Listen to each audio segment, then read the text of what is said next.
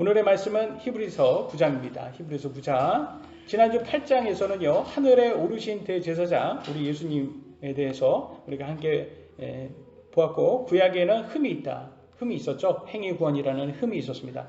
더 이상 날과 적용할 수 없는 구약은 더 이상 행위구원으로는 하나님께서 우리에게 한번 해봐라. 너네가 행위구원으로 의로워질 수 있는지 라고 주신 거지 할 수 있다라는 뜻이 아니었죠. 그래서 구약은 더 이상 우리에게 적용되지 않고 하나님께서 구약시대에는 주신 것들은 모두 다 우리 아이들에게 부모님께서 이렇게 엄격하게 주는 그런 명령처럼 주신 거다라는 것을 볼 수가 있습니다. 그래서 훈육선생으로 우리를 예수님께로 인도하는 그런 역할을 했고 이미 했기 때문에 그것은 이제 낡아서 이제 더 이상 적용할 수 없다는 것을 배웠습니다.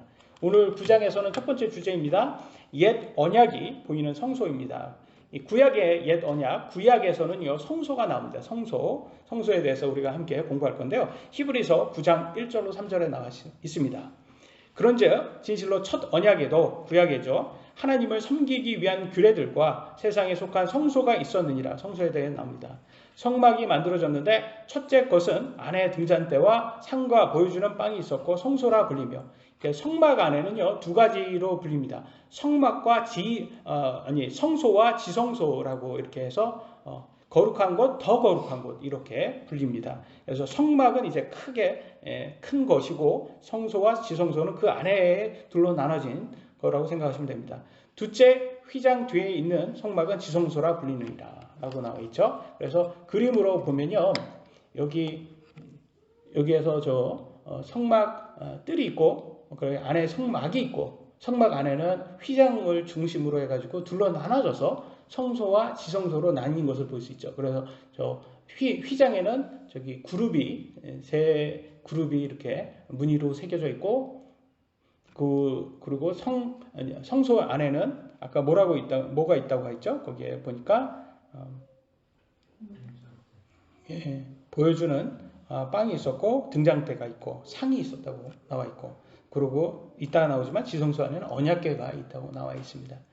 보면 그리고 언약궤 위에는 그룹이 있죠. 그래서 여기에서는 그 안에 딱 들어가시면 만약에 입구가 성소를 먼저 딱 들어가면 성소가 나오잖아요. 근데 성소 들어가면 지성소가 보입니까? 안 보입니까? 안 보이죠. 왜 안 보입니까? 휘장 때문에 안 보입니다. 맞습니다. 휘장 때문에 안 보여요. 그러니까 하나님께 들어갈 수가 없었어요. 하나님께 나갈 수가 없는 거예요. 왜냐하면 휘장으로 가려졌기 때문에. 그 휘장으로 들어갈 수 있는, 휘장 안에 지성소에 들어갈 수 있는 분은 유일하게 대제사장만 들어갈 수 있어요. 그것도 1년에 한 번 속죄제를 재기 위해서 짐승의 피를 가지고 뿌리기 위해서 딱 한 번 들어갈 수 있었던 거죠. 그러니까 그 대제사장만 들어갈 수 있는 거죠. 그러니까 이게 사실 뭘 얘기하냐면 하나님께 아무나 들어올 수 없다. 하나님께 아무나 다가올 수 없다. 이걸 얘기하는 거예요. 그게 구약의 한계점이었고 제한이었어요. 그때 당시에는. 그래서 그러면 이 휘장이 있고 없고가 구약과 신약으로 나뉜다고 봐도 돼요. 그래서 이 휘장이 언제 없어졌냐? 바로 예수님께서 십자가에 죽으실 때 없어졌습니다. 보겠습니다. 마가복음 15장 37절로 38절에 나옵니다. 예수님께서 큰 소리로 외치시고 숨을 거두시니라. 십자가에서 딱 죽으셨죠? 38절 성전의 휘장이 위에서 아래까지 둘로 찢어지면서 이게 갈라졌어요. 그래서 휘장이 더 이상 없어지게 됩니다. 그 말은 뭐겠습니까? 하나님께로 누구나 예수님을 믿음을 통해서 하나님께로 나갈 수 있게 됐어요. 더 이상은 대제사장이라든지 아니면 천주교의 이 신부를 통해서 보혜성사로 하나님의 기도를 올리는 이런 구약식 방식은 이제 깨진 거예요. 더 이상 없어졌어요. 낡아서 없어진 거예요. 더 이상 쓰지 않는 거예요. 네, 이제는 누구나 예루살렘도 아니고 어디에서나 다 하나님께 예배를 드릴 수 있게 하셨어요. 그래서 그게 예수님께서 사마리아 여자에게 이렇게 말씀을 해주십니다. 요한복음 4장 20절로 21절 우리 조상들은, 여자가 말합니다. 이 산에서 경배하였는데 당신들은 이르기를 사람들이 마땅히 경배해야 할 곳이 예루살렘에 있다 하나이다 하며, 예루살렘에 성전이 있잖아요. 지금 우리가 성막이었고 성막은 텐트잖아요. 거기에서 이제 성전으로 바뀐 거였고, 그래서 그게 성전에서 예루살렘이 만들어진 다음에 그 다음부터는 이스라엘 사람은 성전에서만 할 수 있다고, 예배를 드릴 수 있다고 이렇게 했죠. 그러니까 예수님이 뭐라고 했는지 보겠습니다. 21절. 예수님께서 그녀에게 이르시되 여자여 내 말을 믿으라. 너희가 이 산에서도 아버지께 경배하지 아니하고 예루살렘에서도 경배하지 아니할 때가 이르느니라. 나와 있어요. 이 말은 뭐예요? 장소의 제한에서 풀린다는 거예요. 장소의 제한에서 풀리는 거예요. 그러니까 우리는 이방인이고 우리는 한국에 살고 있잖아요. 예루살렘하고 아주 멀리 떨어져 있단 말이에요. 우리는 어떻게 하나님께 기도합니까? 한국에서 할 수 있다는 거예요. 그게 예수님께서 그렇게 만들어 주셨어요. 십자가에서 휘장을 찢음으로써 누구나 어디에서나 하나님께 예수님의 이름으로 기도할 수 있게, 하나님께 올려드릴 수 있게 해 주셨습니다. 얼마나 좋습니까? 이것은 이 교회, 신약 교회에게 주신 큰 특권이에요. 그래서 교회라는 것은 뭘까요? 과연 여러분, 교회는 뭡니까? 건물입니까? 아니면 모임입니까? 사람들의 성도들의 모임입니까? 예, 모임이에요. 그런데 많은 왜 제가 이런 말씀을 드리냐면, 이 천주교라든지 이런 데서는 아니면 또 어떤 교회들도 이 예배당이 교회라고 착각하시는 분들이 있어요. 예배당은 예배당이에요, 당. 그냥 여기에서 우리가 한자리에 모이기 위한 그 장소인 거지, 여기에 무슨 교회라는 건물에 무슨 굉장히 큰, 영적으로 아주 큰 의미 있다고 하는 건 아니에요. 왜냐면 그렇게 하면 장소에 제한을 두는 거잖아요. 여러분, 예수님께서 장소의 제한을 없애셨는데 왜 자꾸 교회 이 건물의 장소에 제한을 두려고 합니까? 그잖아요. 그래서 우리가 여기에 모여서도 할 수도 있고 예배를 할 수 있고, 다른 데 모여서도 예배할 수가 있는 거예요. 그러니까 천주교 같이 무슨 예배당에서 예배를 해야지, 아니면 신부에게 고해성사를 드려야지 기도가 하나님께 올라간다, 그거는 구약시대 때나 있었던 것입니다. 그래서 신약에서는 마태복음 18장 20절만 읽겠습니다. 20절 맨 마지막, 여기 나오나요? 다음 구절이네요. 마태복음 18장 20절만 제가 맨 마지막만 읽겠습니다. 두세 사람이 내 이름으로 함께 모인 곳에 나도 거기에 그들이 한가운데 있느니라 하시니라. 나도 거기에 그들의 한가운데 있느니라. 그러니까 예수님이 어디에 있어요? 두세 사람 모인 곳에 있다고 했어요. 그래서 두세 사람이 모이면 이 기독교 성도들의 모임에 있는 곳에 예수님께서 주관해 주신다고 하셨습니다. 그렇기 때문에 모임이 핵심이에요. 그게 교회라는 거죠. 그래서 우리가 이렇게 한 자리에 모여서 예배를 드리는 것이, 그것이 바로 교회다라고 볼 수 있습니다. 계속 이어가겠습니다. 히브리서 9장 4절. 거기에는 금 향로와 돌아가며 금으로 입힌 언약궤가 있었고, 이 언약궤 나오면 어디죠? 성소입니까? 지성소입니까? 지성소죠. 지성소예요. 언약궤가. 왜냐하면 언약궤가 하나님께서 거하신다고 약속하신 곳이기 때문입니다. 언약궤가 있었고, 이 궤 속에는 만나를 담은 금 항아리와 아론의 쌍난 막대기와 언약의 돌판들이 있었으며, 라고, 이거는 최초에는 이렇게 있었죠. 이따가 이렇게 거기 저기 엘리 제사장 때 이렇게 언약궤가 뺏기기도 하고, 적군에 의해서 뺏기기도 하고, 그래서 시간이 지난 다음에는 솔로몬 성전에서 이제 성막에서 성전으로 이제 이전을 하게 되잖아요. 이전하면서 이제 성막은 계속 이렇게 이동식인 거죠. 계속 이동하는 거고, 성전은 거기에 세팅을 하면 거기에서 그곳에서 계속 있는 거죠. 그래서 성전으로 솔로몬의 성전이 된 이후에는 거기에서는 그 나머지는 없어지고 돌판만 남아있다고 역대기 하에 나와 있습니다. 그래서 보겠습니다. 역대기 하 5장 10절에 궤 안에는 두 개의 판 외에 아무것도 없었는데, 그것들은 이스라엘 자손이 이집트에서 나온 뒤에 주께서 그들과 언약을 맺으실 때 모세가 호렙에서 그 안에 넣은 것이더라 라고 나와 있어요. 호렙은 호렙산, 신의 산이라고 말합니다. 그래서 율법을 받았을 때, 십계명을 받은 그곳이죠. 거기에서 그래서 이 십계명을 받은 두 개의 판만 남아 있었구나라는 것을 알 수가 있습니다. 우리가 다시 이집트에서 이렇게 애굽이니까 옛날 이제 애굽이라고 표현을 하죠. 한자로 애굽이라고, 옛날에는 애굽이라고 해서 출애잖아요. 그래서 이집트에서 나왔을 때 어떻게 광야 생활을 했잖아요. 40년 광야 생활하면서 뭘 먹고 살았습니까? 광야는 먹을 게 없잖아요. 하나님께서 어떻게 그들을 살려주셨습니까? 그죠? 만나. 그래서 제가 경상도 말 맞나요? 만나. 그리고 이렇게 경상도 예. 맛있는 거 맞나 이렇게 맞나 죄송합니다. 이렇게 원어민 앞에서 제가 이렇게 여러분들 앞에서 이렇게 제가 한번 재밌게 해보려고 했는데 희영이가 없어서 아쉽네요. 희영이라도 있으면 그래도 아직 개그를 한번 웃어줄 때 미소라도 지어줄 텐데 아쉽네요. 그래서 우리 유진이는 아까 시작할 때 그걸로 신경 지금 쓰고 있는 것 같아요. 신경 써서 신경이 오직 거기로 간 것 같습니다. 그래서 만나를 40년 동안 주셨어요. 이 만나가 천사들이 먹는 음식이라고 하잖아요. 하늘에.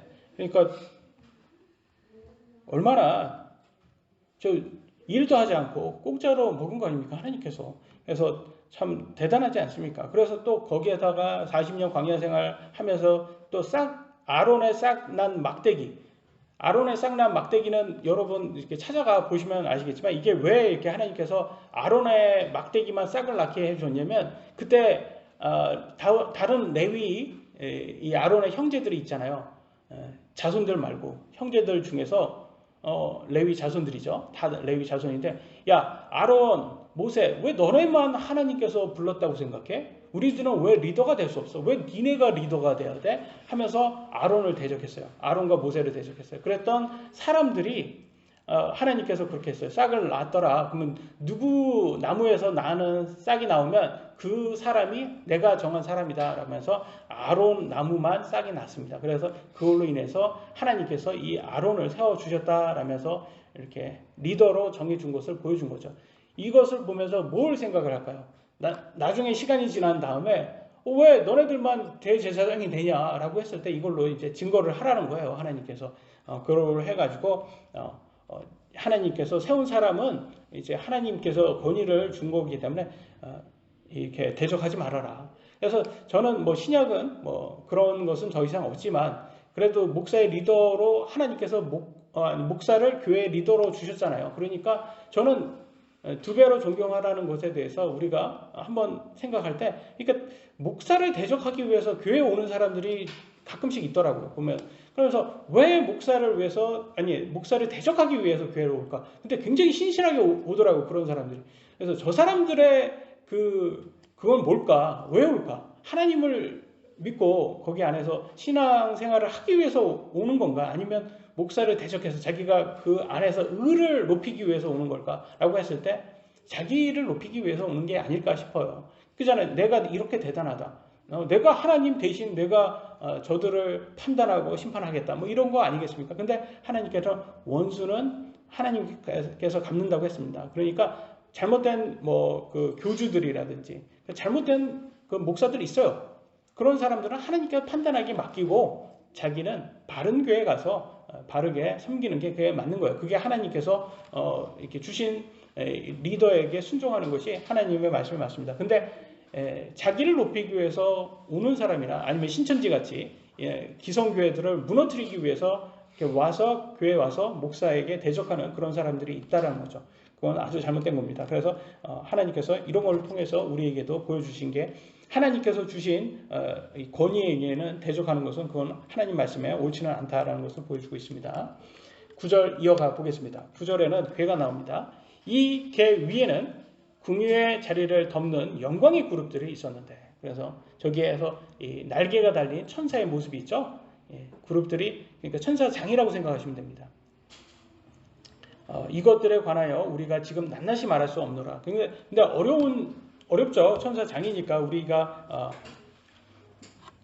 어려운 내용인데 사전에 찾아보면 그룹은 하나님의 영광과 존엄과 거룩을 파수하는 일종의 호위 천사를 가리킨다고 합니다. 이 천사들은 하나님의 어미하심과 지존하심 그분의 능력의 탁월하심을 강조할 때 주로 등장하는 영적 존재로서 하나님의 보좌를 지키는 하나님의 피조물이다. 이외에도 그룹은 에덴 동산에서 생명나무를 지키는 수호자로 언약궤를 지키는 존재로 나타난다. 지성소 휘장에 청색, 자색, 홍색실로 수 넣어져서 휘장에도 이렇게 아까 나와 있죠. 그래서 그룹 언약궤 위에도 있고, 이 그룹의 영어로는 뭘까요, 여러분?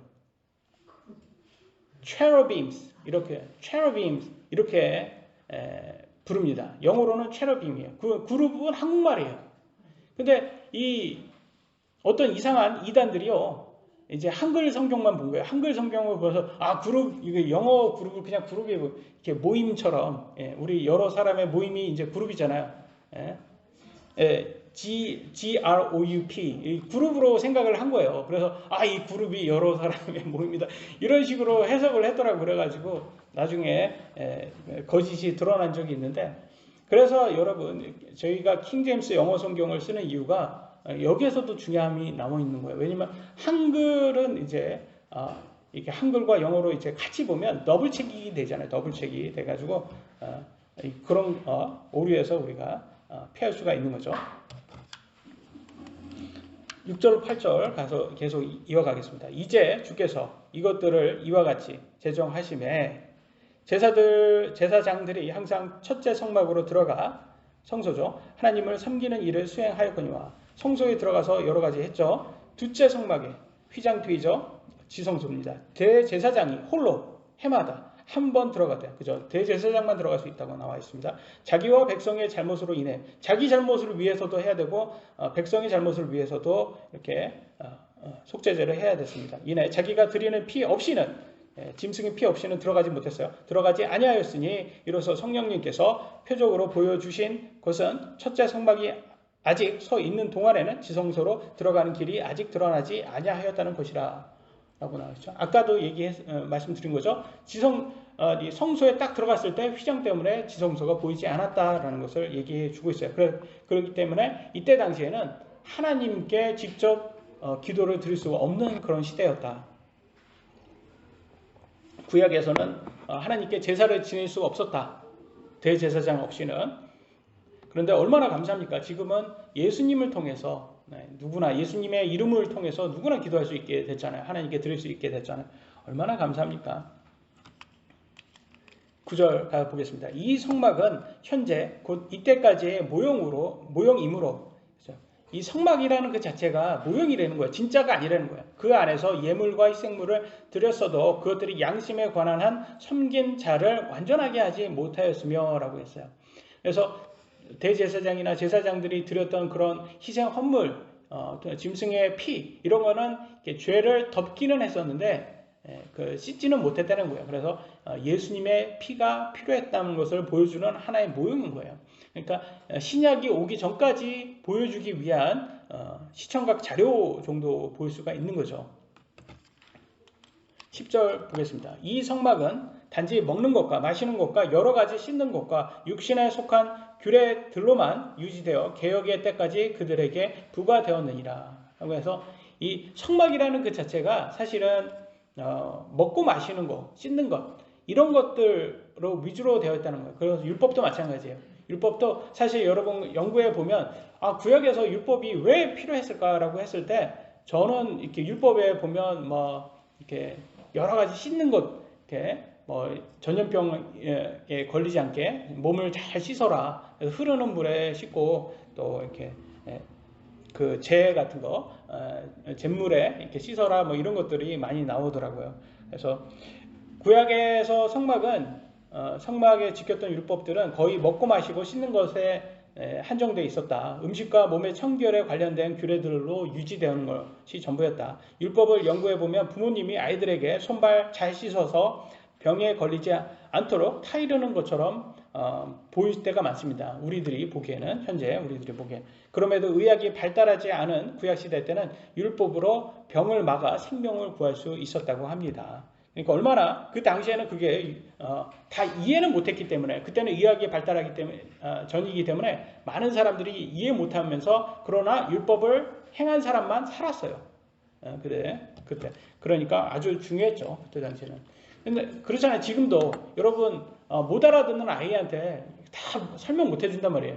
그래서 저희 막내 아들 유수 초등학교 3학년 되는 친구는 학교에 갔다 오면 화장실에 딱 들어가서 이제 손을 씻으라니까 들어가는데 나와요, 바로. 그 쟤는 이렇게 물을 이렇게 뭐 물에 손에 집어넣으면 손을 물에 닿으면 이렇게 손이 타는지 이렇게 싹 놓고 이렇게 빼는 것 같은 그런.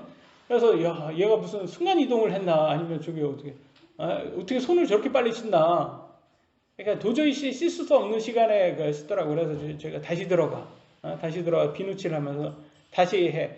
그러니까 이렇게 할 수밖에 없는 거예요. 이렇게 손을 왜 씻어야 되는지, 그래야지 병에 걸리지 않는지, 전염병에 얼마나 도움이 되는지 그런 거를 청결에 대해서 우리는 아이들한테 설명을 해줄 수가 없어요. 그냥 억지로 그냥 시키지. 왜냐면 아이들은 듣고 뒤돌아서면 잊어먹잖아요. 그러니까 구약 시대가 그런 시대와 같았다라는 거예요. 구약 시대 때 이 인간을 하나님께서 어떻게 정의했는지 다음 구절을 보면 아주 잘 나옵니다. 아직 출애굽기 32장 9절에 뭐라고 나와 있습니까? 이렇게 같이 한번 읽어보겠습니다. 시작. 주께서 또 모세에게 이르시되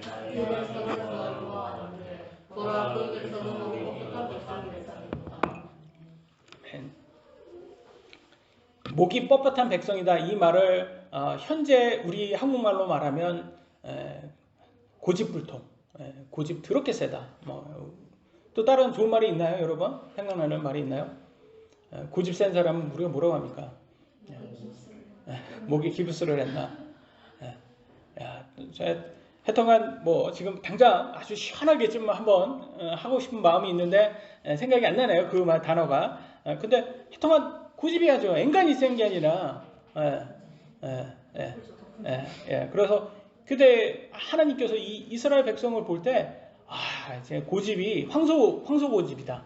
이만큼 이렇게 셌던 거예요, 이 사람들이. 그래서 말 더럽게 안 들은 거예요. 그래서 우리 아이들 보는 거하고 비슷하죠, 그죠? 그래서 하나님께서 백성을 볼 때 우리가 부모가 자식을 보는 거와 같았다. 굉장히 말 더럽게 안 듣는 그런 것을 봤다라고 볼 수가 있습니다. 그래서 우리는 항상 야, 손을 씻어야지 뭐 병균에서부터 뭐 과학적인 용어를 다 쓰면서 이렇게 하는 게 아니라, 야, 잔말 말고 화장실 들어가서 손 비누로 깨끗이 씻어, 이렇게 하잖아요. 그때 당시에는 그래서 죄송합니다, 문명 자체가 낮았기 때문에 어쩔 수 없었다. 그래서 하나님께서는 그때는 부모님이 자녀들에게 하듯이 그렇게 했다라는 제안이 보입니다. 그래서 성소라는 그 자체가 우리가 먹고 마시고 씻는 것, 이런 것에 제한이 되어 있다는 것을 보여주고 있어요. 두 번째 주제입니다. 성소의 실체이신 그리스도. 그래서 성소는 하나의 모형이고 실제는 우리에게 보여주시고자 하는 것은 하나님께서 그리스도라는 거죠. 9장 11절로 12절입니다. 그러나 그리스도께서는 다가올 좋은 일들의 대제사장으로, 진짜 대제사장인 거예요. 신약에 오실 대제사장, 대제사장으로 오시되 손으로 만들지 아니한 성막, 그죠? 이 성막은 어떤 성막입니까? 천국에 있는 성막이죠. 인간으로 만들지 않은 성막, 하나님의 성막이죠. 곧 이 건물에 속하지 아니한 더 크고 더 완전한 성막을 통해 오셔서, 그래서 우리 예수님께서는 천국의 성막을 섬기시는 그런 분이셨다. 그래서 그분이 이 땅에 오셨다. 이 땅에 있는 건물이 아니다. 건물을 섬기는, 이 땅의 건물, 성막을 섬기는 것은 인간이다라는 것을 보여주고 있습니다. 12절, 염소와 송아지의 피가 아니라 자기의 피를 힘입어 단 한 번 거룩한 곳에 들어가사 우리를 위하여 영원한 구속을 얻으셨느니라. 그래서 동물의, 짐승의 피는 한계가 있다. 짐승의 피는 잠깐 덮었다 떼는 것이고, 진짜로는 죄를 씻는 것은 예수님의 피밖에 없다라는 것을 우리가 보여주고요. 성경에서 보여주고 있습니다. 여러분, 지난번에도 제가 가짜와 진짜에 대해서 비교를 해서 보여드린 적이 있지만, 여러분, 애들 같은 경우는 나이가 어린 아이일수록 이 진짜 돈을 못 알아봐요. 그죠? 그래서 진짜 돈을 못 알아보고, 아니면 또 개수에 해서 우리는 1,000원짜리 뭐 5개 하고 10,000원짜리 한 장에서 어떤 거 너 가질래? 뭐 이렇게 해서 1,000원짜리 5개를 갖는다고 하잖아, 우리 아이들. 뭐 이런 게 우리는 재밌게 그걸 보긴 하지만, 그게 애가 20살짜리인데 그렇게 한다면 여러분 걱정하셔야 되는 거예요, 이게. 그잖아요. 걱정이 되죠, 이제. 근데 아직도 애가 20살이나 됐는데 다이소에서 나는 이렇게 장난감 돈을 막 거기에 집착을 하고 나 이 돈 아니면 안 돼 뭐 이렇게 하면 어떻게 하시겠어요? 걱정이 안 되시겠습니까? 이렇게 걱정이 되는 거예요. 그러니까 이게 구약 시대는 그랬던 시대라는 거예요. 이게 20살 이전에 그런 문명이었다는 거예요. 그래서 신약은 이제 어른이 됐잖아요. 그래서 우리는 이제 더 이상 어른이 된 문명이기 때문에 이 가짜, 이런 그림자, 모형 이런 것에 집착하는 사람이 아니라 우리는 예수님이 재림하시면 우리에게 줄 영원한 부활의 몸을 이렇게 섬기는 그런 사람들, 그걸 바라는, 소망하는 사람들이 되어야 된다는 것을 볼 수가 있습니다. 13절로 14절 같이 보겠습니다. 황소와 염소의 피와 암송아지의 죄를 부정한 자에게 뿌려 육체를 거룩히 구별하고 정결하게 하거든 하물며 영원하신 성령을 통해 자신을 점없이 하나님께 드린 그리스도의 피는 죽은 행위로부터 너희 양심을 얼마나 더 많이 깨끗하게 하여 살아계신 하나님을 섬기게 하겠느냐라고 나와 있어요. 그래서 죄를 부정한 자에게 뿌렸잖아요. 그때 당시에는, 구약시대 때는. 이 죄가 여러분 지난번에도 우리가 함께 보았지만 비누라고 합니다. 비누 성분. 주성분이, 제 주성분이 탄산칼륨이 물속에서 가수분해해서 알칼리성으로 띠므로 세탁에 효과가 있다고 합니다. 그래서 옛날에는 잿물을 많이 세탁하면 썼잖아요. 그래서 외국에서 온 잿물을 양잿물이라고 하잖아요. 그래서 양잿물, 그래서 이 잿물이 그런 효과, 지금은 뭐 쓰진 않지만 비누를 쓰지만, 그러니까 그런 효과가 구약시대에는 있었기 때문에, 그러니까 결과적으로 이건 뭐를 깨끗하게 하는 거예요? 결국은 육체를 깨끗이 하는 거예요. 육체. 그러니까 구약의 깨끗함은 육체만 깨끗하게 할 수 있었다. 물로 씻는 거 육체만. 양심은 깨끗하게 할 수 없는 거잖아요. 여러분 비누칠을 막 열심히 했다고 양심이 깨끗해집니까? 여러분? 여러분 샤워를 열심히 했다고 여러분이 더 저기 바깥에 있는 거지보다 더 의롭다 할 수 있어요? 아니 저기 바깥에 있는 거지는 저 몸이 더러우니까 나는 이제 샤워를 1시간 이상 했으니까 내가 더 의롭다. 이렇게 몸이 깨끗하다는 건 맞지만 의롭다는 건 아니잖아요. 그러니까 몸이 깨끗하다는 거하고 마음이 의롭다는 것은 완전 별개의 문제죠. 근데 그걸 착각을 하게 된단 말이에요. 그래서 구약은 몸이다. 육신적인 걸 깨끗하게 하는 것이고 신약은 양심을 깨끗하게 하는 것, 의롭게 하는 것. 이게 완전히 다른 거죠. 그래서 하나님은 우리가 뭐라고 합니까? 행위로는 너가 스스로 의롭게 할 수 없다라는 걸 구약을 통해서 보여주신 거잖아요. 그래서 신약으로는 예수님께서 다 하신 것을 우리가 그냥 그걸 받아들이는 거구나. 그걸 믿는구나. 우리 자신은 못하는구나. 예수님을 받아들이는 것으로 우리가 의롭게 된다고 하셨어요. 그래서 신약은 양심이 깨끗해지는 거예요. 뭘로? 믿음으로. 예수님을 믿음으로. 예수님이 다 깨끗하게 해놓은 것을 믿음으로. 15절입니다. 이런 까닭에 그분께서는 새 상속 언약의 중재자이시니, 그죠? 구약에서의 우리가 중재자는 누구십니까? 예수님이십니다. 그래서 하나님과 인간 사이의 미디에이터. 그래서 예수님이 되세요. 그래서 우리는 항상 누구의 이름으로 기도하세요, 여러분? 예수님의 이름으로 기도하시잖아요. 그래서 예수님 없이는 우리가 하나님께로 갈 수는 없어요. 그래서 예수님을 통해서만 누구나 갈 수가 있는 겁니다. 그래서 이것은 첫 상속 언약 아래에 있던 범법들을 구속하시려고 죽으심으로써 부르심을 받은 자들의 영원한 상속 유업의 약속을 받게 하려 하심이라 라고 나와 있습니다. 그래서 참 이 행위 구원으로는 구원을 못 받아요. 여러분. 그잖아요. 율법은 한 조목이라도 어기면 유죄됩니다. 한 조목이라도 어기면 유죄인데 여러분 거짓말 해봤어요? 안 해봤어요? 네. 나는 거짓말 한 번도 안 했다라고 하시면 여러분 제일 거짓말 잘 하시는 분이에요. 여러분 생각은 안 나시겠지만 여러분 아기 때 벌써 faking cry를 하셨어요. 제가 영어로 이렇게 만들어서 한번 해봤는데 뭐냐면 아기 때 심심하다고 울어요. 왜냐면 아파서 울거나 기저귀가 젖어서 울거나 배고프거나 우는 거 이건 맞는 거잖아요. 그런데 다 괜찮은데도 애가 심심하다고 울어요. 엄마한테. 왜냐면 그래야지 엄마가 나한테 놀아주니까. 그걸 여러분 본능이 하셨어요. 이미. 그러니까 그것도 아이들한테 가르쳐주지도 않지만 그걸 스스로 알잖아요. 아이들은. 그래서 여러분 기억은 안 나지만 우리가 어렸을 때부터 이런 거짓말로 이렇게 부모를 속였다. 이거는 뭐 극단적으로 제가 예를 들어 드리기는 하지만 이 거짓말은 우리가 본능이에요. 이거는 어쩔 수 없어요. 그래서 다 거짓말을 했는데 거짓말을 안 한 사람이 있다고 말하더라고요. 이렇게 저쪽에 이렇게 좀 대중적이신 분 있잖아요. 그분이 제가 누구라고는 얘기 안 했습니다. 저쪽에 대중적이신 분 지금 돌아가셨고 대통령까지 하신 그 대중적이신 분, 그분이 뭐라고 하냐면 나는 평생 한 번도 거짓말을 한 적이 없다. 단지 약속을 지키지 않았을 뿐이다. 이렇게 얘기를 했답니다. 그게 뭐예요 지금?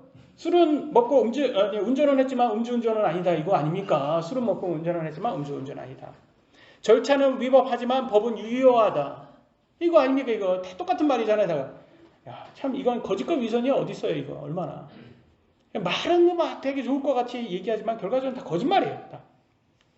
그래서 뭐 거짓말 시리즈도 아니고 이렇게 하는 사람들이 있다. 그래서 저는 항상 성경이 맞는 거예요. 왜냐면 성경에는 우리 자신을 포함해서 의로운 사람 단 한 사람도 없다고 이미 하나님께서 말씀하셨습니다. 우리 다 거짓말쟁이라는 거예요. 인간은 다 거짓말쟁이에요. 하나님만 거짓말 하실 수 없다고 약속을 하셨습니다.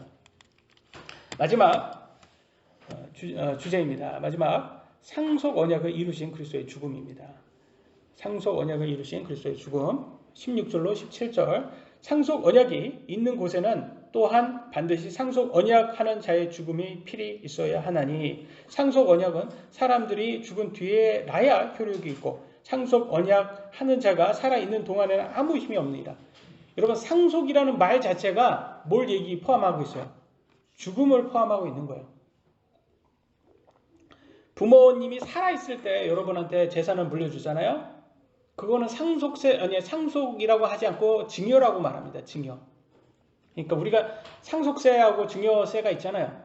그러니까 그렇게 구분하는 것처럼 부모님이 돌아가셔서 주는 것만 상속이고 부모님이 살아있을 때 주는 건 증여다. 그러니까 상속은 반드시 죽어야지만 있다. 죽음이 있다. 그 말은 뭐겠어요? 상속을 주셨다라는 것은 예수님의 죽음을 말하는 거예요.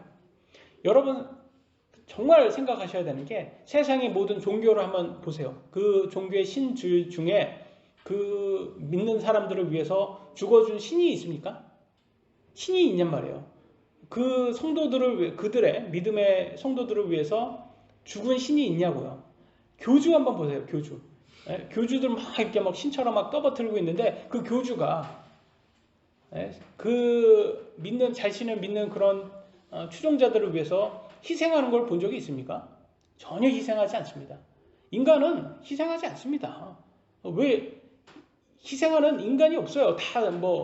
다 세상에 그러잖아요. 다 사기치려고 하는 거지. 그렇게 하잖아요. 그러니까 인간에게는 뭘 그렇게 의를 바라냐는 말이죠. 인간 자체가 다 의롭지가 않은데.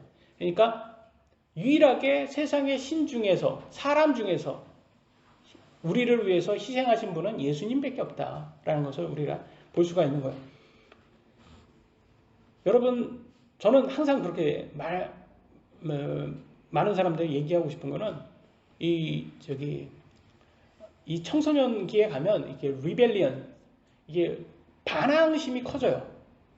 반항이 커진단 말이에요. 반항.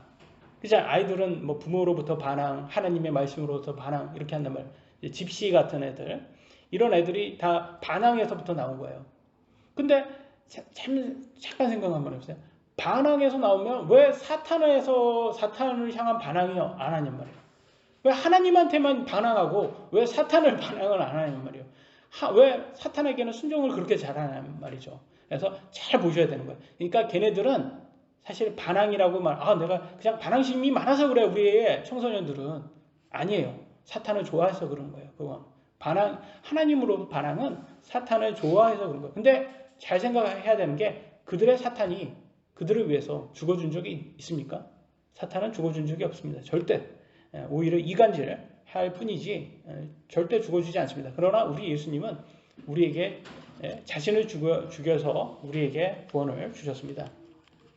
18절로 22절입니다. 이러므로 첫 상속 언약도 피 없이는 봉헌되지 아니하였나니 구약도 피가 있어야 됐어요. 짐승의 피지만 모세가 율법에 따라 온 백성에게 모든 훈계를 말한 뒤에 송아지의 염소의 피를 물과 주홍색 털과 우슬초와 함께 취하여 그 책과 온 백성에게 뿌리며 이르되 이것은 하나님께서 너희에게 명하신 상속 언약의 피라 하였고.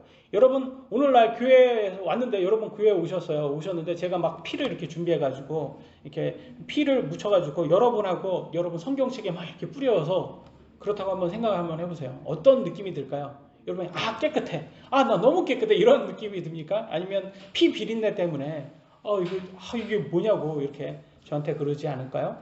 잘 생각 한번 해보세요. 구약과 신약이 얼마나 지금 차이가 있는지.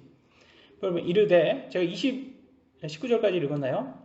20절부터 읽겠습니다. 이르되 이것은 하나님께서 너희에게 명하신 상속 언약의 피라 하였고, 21절 또한 성막과 섬기는 일에 쓰는 모든 그릇에 피를 뿌렸느니라. 22절 율법에 따라 거의 모든 것이 피로써 깨끗하게 되나니 피 흘림 없은즉 사면이 없느니라. 그래서 이거는 사실 시청각 자료라는 거죠. 그러니까 구약은 모형이라는 거죠. 진짜 예수님의 피를 보여주기 위해서 그냥 보여주는 거였지, 그게 그런 능력이 없어서, 짐승의 피는 여러분의 죄를 씻을 능력이 없었다는 거죠. 그냥 보여주기 위한 거였죠. 근데 한번 생각 한번 해보세요. 이 피 안에는요 철분 함유를 돼 있어서 뭐 피 비린내, 쇠 비린내 이런 것들이 나잖아요, 여러분. 그래서 뭐 생선 썩은 내 시장 같은 데 가서 그런 거 맡으면 어때요? 그러면 이게 좀 극단적으로 말해서 시체 썩은 내처럼 아주 막 정말 비위상한 그런 냄새가 나잖아요. 근데 그런 것들이 만약에 난다고 했을 때, 근데 저는 뭐 개인적으로 이게 왜 하나님께서 자꾸 이런 냄새로서 사람들을 고통을 줬을까라고 했을 때, 이거는 하나의 학습이라는 거죠. 뭘 학습이냐? 야, 너네 이 역겹고 메스꺼운 이 피비 비린내를 지금 너네 맡아봐라. 이게 하나님이 인간의 죄의 냄새를 맡는 것과 같다. 역겹다. 이런 것의 하나의 그냥 학습 효과가 아닐까 생각이 돼요. 한번 생각 한번 해보세요. 여기에서 제가 피를 이렇게 뿌린다면 냄새가 얼마나, 특히 여름에 피 비린내가 얼마나 나겠습니까? 근데 그게 죄의 냄새라는 거죠. 근데 우리 예수님께서 한 번의 피로써 그 죄를 완전히 씻어서, 우리는 지금 얼마나 깔끔하게 예배를 드리고 있습니까? 깔끔한 몸에 냄새 없이도 깔끔한 장소에서 이렇게, 진짜 이건 특권이라는 거죠. 구약 시대에 비교해서 정말 큰 특권을 하나님께서 주시고, 근데 이 큰 구원을 소홀히 여기서는 절대 안 된다는 것을 우리는 알아야 됩니다. 왜냐하면 짐승의 피는 죄를 씻을 수 없었다고 합니다.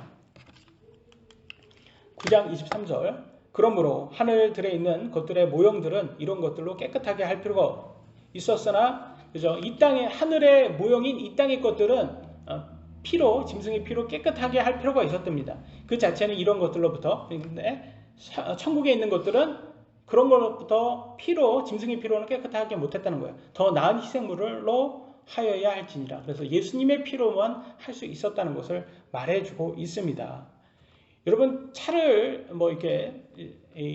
어른의 장난감, 어른은 장난감은 자동차라고 하잖아요. 그래서 우리는 어렸을 때는 그냥 자동차 장난감을 갖고 놀다가 이제 성인이 돼서는 이제 진짜 차를 장난감처럼 이렇게 좋아하는데, 그래서 이렇게 유튜브를 보면, 제가 차를 좋아하니까 유튜브 이렇게 차 채널을 이렇게 보면, 이렇게 배경에 보면 차 장난감 같은 거를 모형으로 이렇게 데코레이션 하신 분들이 많더라고요. 그래서 장난감 종류부터 해서 되게 좋아하시더라고요. 그런 거를.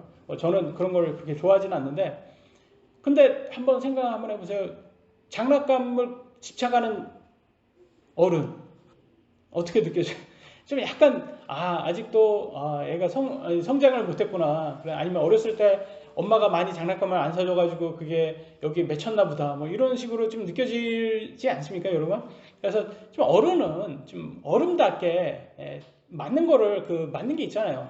근데 아직도 애처럼 그런 것에 너무 집착하면 좀 애 같다. 그래서 뭐 요즘은 키덜트라고 하나요? 키덜트라고 지금 어덜트는 아니고 키즈처럼 그런 걸 좋아한다. 뭐 그래서 키덜트라고 이렇게 부르더라고요. 근데 여하튼간 뭐 그런 거 취미생활이니까 상관없다 하더라도, 그러니까 맞는 게 있잖아요, 자기. 그래서 우리는 이제 진리를 알게 됐기 때문에 신약 시대 때는 우리가 바라는 것은 더 이상 모형, 이 구약의 모형 이런 것들을 집착하지 말고, 하나님께서 뭐라고 합니까? 하늘의 진짜 성막을 이제 바라는 그런 사람이 되어야 된다라고 말해주고 있습니다. 24절 그리스도께서는 손으로 만든 거룩한 처소들 곧 참된 것의 모형들 안으로 들어가지 아니하시고 예수님께서는 이 땅에 사람이 만든 그 성막 성전에 들어가지 않았답니다. 아니하시고 하늘 그 자체 안으로 들어가서 그죠? 천국으로 직접 가셨어요. 이제 우리를 위하여 하나님 앞에 나타나시느니라 라고 해서 지금 예수님은 3일 십자가에 죽으신 다음에 3일 만에 부활하셔서 40일 동안 제자들과 함께 있으시고 하늘로 승천하셨잖아요. 승천하신 다음에 하나님 우편에 오른쪽에 앉아 계십니다. 그리고 거기에서 하나님께서 거할 곳이라고 말합니다. 거할 곳 아니면 처소라고도 표현합니다. 이걸 다 만드신 다음에 예수님께서 이 땅에 재림하신다고 합니다. 해서 우리를 휴거로 해가지고 데리고 가셔서 이 천국에서 함께 거한다고 합니다. 그래서 요한복음 14장 2절로 3절에 이렇게 말합니다. 내 아버지 집에는 거할 곳, 이걸 영어로는 맨션이라고 나왔어요. 맨션은 큰 저택이에요. 큰 저택. 이게 많도다. 그렇지 않으면 내가 너희에게 말해 주었으리라. 내가 너희를 위해 처소를 예비하러 가노니 지금은 하늘에서 처소를 만드시고 있다는 거예요. 가서 너희를 위해 처소를 예비하면 내가 다시 와서 너희를 내게로 받아들여 내가 있는 곳에 거기에 너희도 있게 하리라 라고 나와있습니다. 그래서 예수님께서는 우리를 데려가신 거예요. 천국으로 데려가실 겁니다. 그러니까 얼마나 감사합니까? 지금 더 이상 이 땅에 사람이 만든 이 손으로 만든 그런 성막, 성전 이런 것에 집착할 필요가 없다는 것을 보여주고 있습니다. 25절 또 그분께서는 대제사장이 해마다 다른 것들의 피를 가지고 거룩한 곳에 들어가는 것 같이 자주 자신을 드려야 할 필요가 없으시니 그래서 해마다 이렇게 대제사장은 짐승의 피로 이렇게 드려야 됐잖아요. 왜? 이건 짐승의 피는 씻지는 못했고 잠시만 덮는 역할밖에 안 했기 때문에. 그런데 하나님께서는 예수님의 피로서 한 번에 다 죄를 다 씻어서 더 이상 예수님께서는 더 이상 죽으실 필요가 없다는 것을 보여드렸고 지난번에도 우리가 봤죠. 천주교 십자가에서 예수님이 십자가에 못 박혀 있는 그대로 아직도 있고 개신교 십자가에서는 예수님이 십자가에 없으시잖아요. 왜냐하면 이미 부활하셨기 때문에 십자가는 보시면 아시겠지만 예수님이 없습니다. 못 박혀 있지 않습니다. 왜냐하면 우리 예수님은 부활하셨기 때문에 십자가는 이제 비어 있습니다.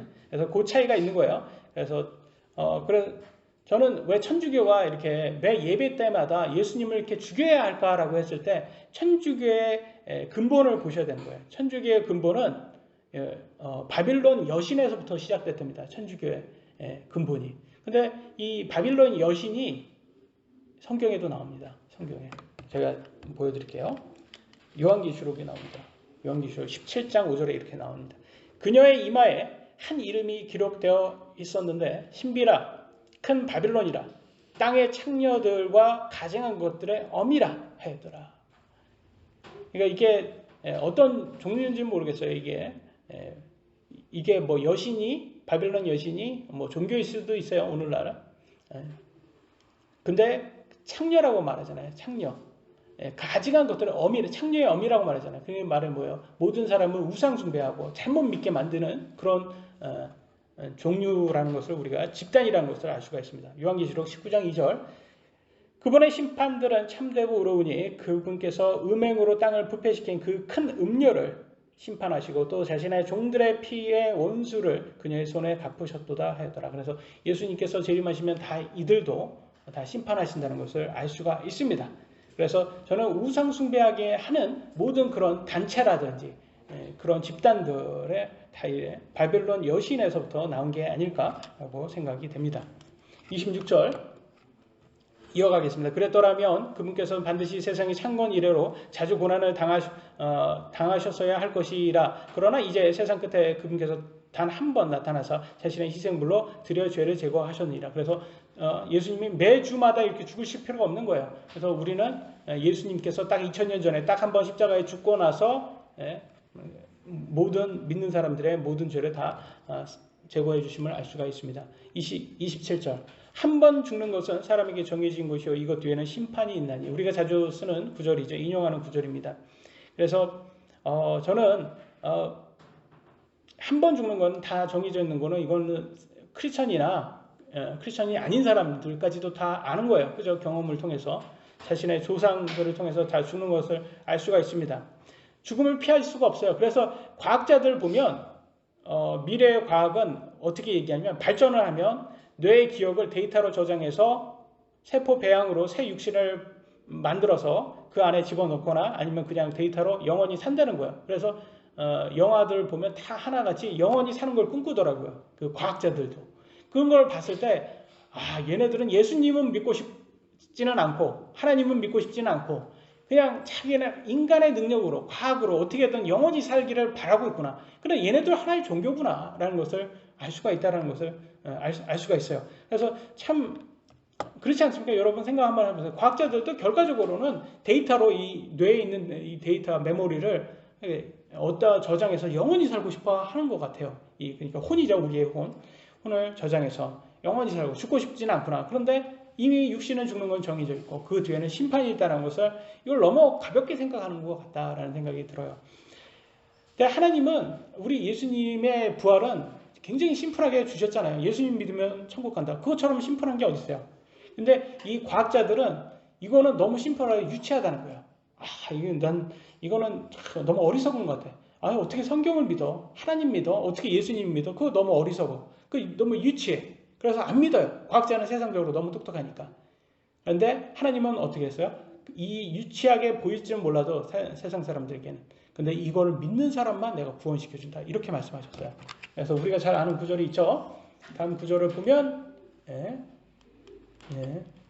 고린도전서 1장 21절 하나님의 지혜에 있어서는 세상의 지혜, 이 세상의 지혜가 뭐예요? 과학자들이에요. 똑똑한 사람들. 하나님을 알지 못하므로. 그래서 세상 사람이 똑똑할수록 세상적으로 똑똑할수록 하나님 믿기가 힘들어요. 하나님께서 복음의 선포에 어리석은 것. 하나님의 복음의 선포, 예수님의 복음이 세상 사람들에게는 어리석게 보인단 말이에요. 근데 이것을 믿는 자들 구원하시는 것을 기뻐하셨도다. 그래서 이 심플한 예수님의 복음을 믿는 사람만 하나님께서 구원해 주신다는 거예요. 근데 과학자들, 세상이 똑똑한 지혜로운 세상이 지혜로운 사람들은 이걸 어리석다고 생각해서 안 믿는다는 거예요. 그러면서 뭘 믿어요? 어떻게든 뇌의 기억을 데이터로 해가지고 영원히 살기를 바라더라고요. 그러니까 영원히 살기를 원하면서도 예수님 믿기는 싫은 거예요. 마지막 구절입니다. 28절 보겠습니다. 이와 같이 그리스도께서도 많은 사람의 죄들을 담당하시려고 단 한 번 들이셨으며 또 자신을 기다리는 자들에게 죄와 상관없이 두 번째 나타나사 구원에 이르게 하시리라 라고 나와 있습니다. 예수님의 재림을 얘기하고 있습니다. 그런데 죄와 상관없이라고 했어요. 죄와 상관없이라고 얘기한 걸 봤을 때도 보시면 아시겠지만 인간이 예수님을 믿는다고 죄로부터 완전히 깨끗한 게 아니에요. 그냥 깨끗해졌다고 하나님께서 그냥 예수님의 의롭다 칭해진 것 뿐이지 그럼에도 불구하고 그런 걸 거론하지 않고 예수님을 믿는 그 자체만으로도 의롭게 여겨주신다고 했어요. 그렇기 때문에 우리가 의로워서가 천국에 가는 게 아니에요. 예수님이 의롭기 때문에 그 의로우신 예수님을 믿었기 때문에 그 믿음 자체로 우리를 천국으로 받아주신다고 했습니다. 그래서 저는 항상 우리가 인간의 죽음에서 과연 과학자들이 벗어날 수 있을까라고 생각이 됩니다. 여러분 최근에도 일론 머스크가 우주선입니까? 그걸 이렇게 띄웠더라고요. 그래서 보신 적 있어요? 이렇게 최근에 띄웠다가 이제 폭발을 했는데 결과적으로는 폭발했는데 그래도 그 전보다는 훨씬 뛰어났다고 그래서 굉장히 좋아하더라고요. 보니까. 그래서 결과적으로는 성공할 거다 이렇게라고 했어요. 근데 저는 그 의문이 드는 거예요. 아니 화성을 그렇게 가고 싶어 하는데 그럼 화성 가면 영원히 삽니까? 아니 이 육신을 가지고 어차피 이 육신 가져가지고 화성 가가지고 7, 80년밖에 못 사는 거 아니에요. 결과적으로 화성 가도 지금 이 지구가 나빠졌다, 환경이 안 좋았다. 그러니까 우리 화성 가서 살아야 된다. 그럼 화성 가면 그러면 영원히 사냔 말이에요. 화성 가도 어차피 7, 80년 뒤엔 죽잖아요. 근데 그런 것을 그렇게 7, 80년 어차피 죽을 건데 그렇게 거기에서 큰 기대를 하냔 말이에요. 그래서 걔네들은 화성 가봤자 경기도 화성밖에 못 갈 거라고 제가 이렇게 마무리 짓는데 여기 역시 희영이가 필요하다는 거예요. 다음 주에 꼭 희영이 와서 아쉽다라는 것을 얘기를 하고 싶네요. 그래서 과학자들은 분명히 그것도 믿음이다. 그것도 믿음이다. 그러나 우리는 사람을 믿지 않고 하나님 말씀을 믿는다. 그런데 우리 예수님이 재림하셔서 우리를 영원히 살게 해주신다고 했습니다. 우리는 예수님의 복음만을 믿습니다. 오늘 여기까지 하도록 하겠습니다. 기도하시겠습니다.